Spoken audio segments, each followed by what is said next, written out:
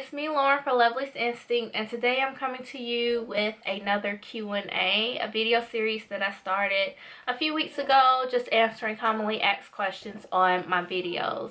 If you hear anyone talking in the background, a baby or a grown man, then that's my husband and child in the hallway playing and doing whatever else they're doing to destroy my house at the moment. Okay, so let's get to the questions. First question, how did you purposely get bubbles on your nail? Because mine is never on purpose. So I'm thinking if I know what you did to get bubbles, I will make sure not to do that because it doesn't always happen. I've noticed that when it does occur, it's with shimmery colors. Okay, this is in reference to one of my videos where I talk about tips on how to not get bubbles in your nail polish. Well, in the video, I actually put bubbles in my nail polish, like once it's on my nail, so that you can see the difference between bubbles in the nails, bubbles not in the nail. And so, in order for me to have gotten bubbles in my polish, what I did was I ran the ceiling fan and also like a little area fan, and I made my layers of polish thick. So, and plus I really did make sure, like if you file your nails before polishing them, but you don't make sure that you remove the dust or anything, the oils and stuff from your nail bed, then that also can cause bubbles. So that is how I achieved that look.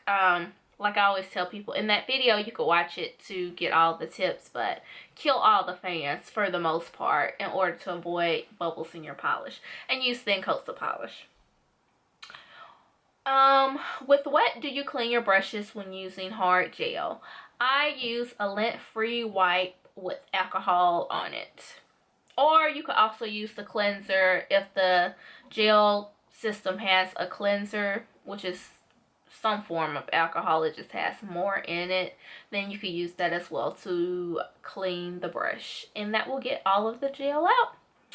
But make sure the wipe is lint free, in case I didn't say that before. Thank you so much for this informative tutorial. I would like to know which of the two would you highly recommend, Harmony Gelish or C&D Shellac?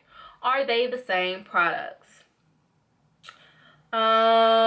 She's saying because Sally Beauty Supply has Gelish and she wants to do her own manicures, and the nail salon didn't do a good job. There was a big gap between her cuticles, and the nail color was just not appealing to the eye. Honestly, the big difference between C&D Shellac and Harmony's Gelish is that, for one, it's a brand. Gelish actually uses more gel than pigment, but Shellac uses more pigment than gel, if that makes sense. Gelish is known to have more of a gel consistency to it than the shellac does.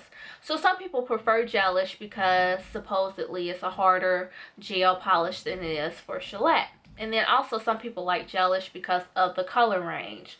I know a lot of professional salons that prefer to use Gelish's base and top coats for any gel polish service that they do, whether that's OPI, C&D Shellac, or Essie, or there's another one that people use.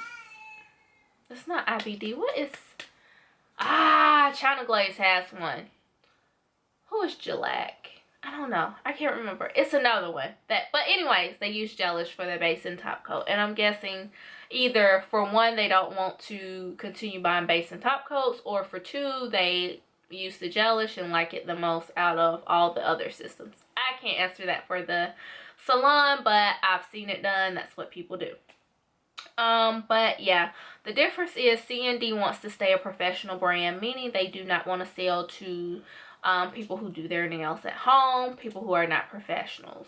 And that's a business sense, and that's their choice. But Gelish also sells to professionals, but they also want to make it available to those who do their nails themselves at home, which is also a very smart business move. So I mean, it has its pros and cons on both ends, but to me they're equal. One just has a more I was about to say vibrant color range than the other, but one has more of an extensive color range than the other. But Gelish is pretty good. I've liked their colors.